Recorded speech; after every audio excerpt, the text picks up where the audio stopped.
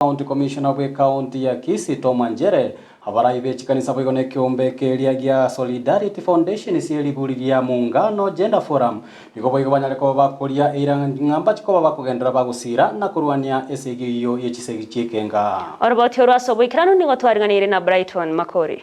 County Commissioner yibano niga nikirie okubwaterana nebyombe amba kabiri bitari bya serikali ya county Kisii anene aso kwene kwinango kora bale na kwa magirio ochi asamenyi be county Kisii asamatukaya 15 nomo.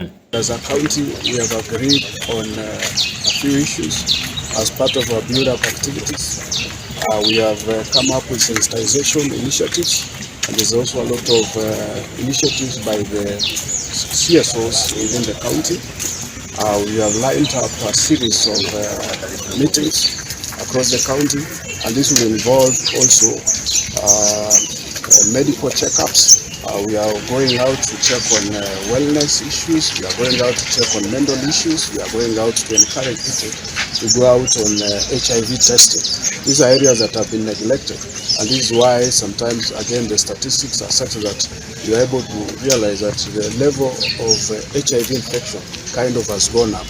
You realize that also mother-to-child infection is kind of on the rise, and these are areas that again we need to address. Boigo nigakwanire igoro yo komendekana ko echisegicha nyumba asibegate nimirobene chikobe kwa anene asokurwa maigelio ochasamenyi be county Kisii ngakibao kora chisegi echo asibara chikubatana nebyombe awase county ya Kisii.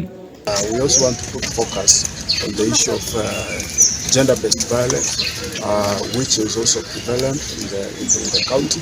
And I think what we are able to come up with is that most of these gender-based violence are a function of the stress and pressure that currently is seemingly common within the community. And we also want to take advantage of the community health workers that have been brought on board. If we are able to detect some of these problems in good time, we should be able to fix them.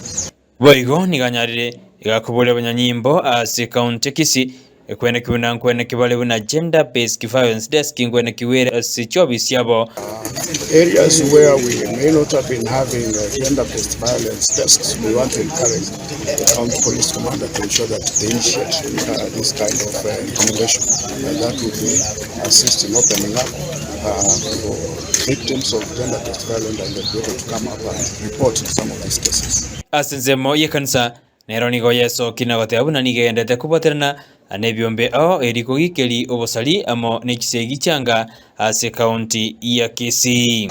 Tumeungana na serikali na makundi yanayohusika kushughulikia haki za kibinadamu kusimama katika ukweli wa Biblia kwamba Mungu aliumba mwanadamu katika usawa.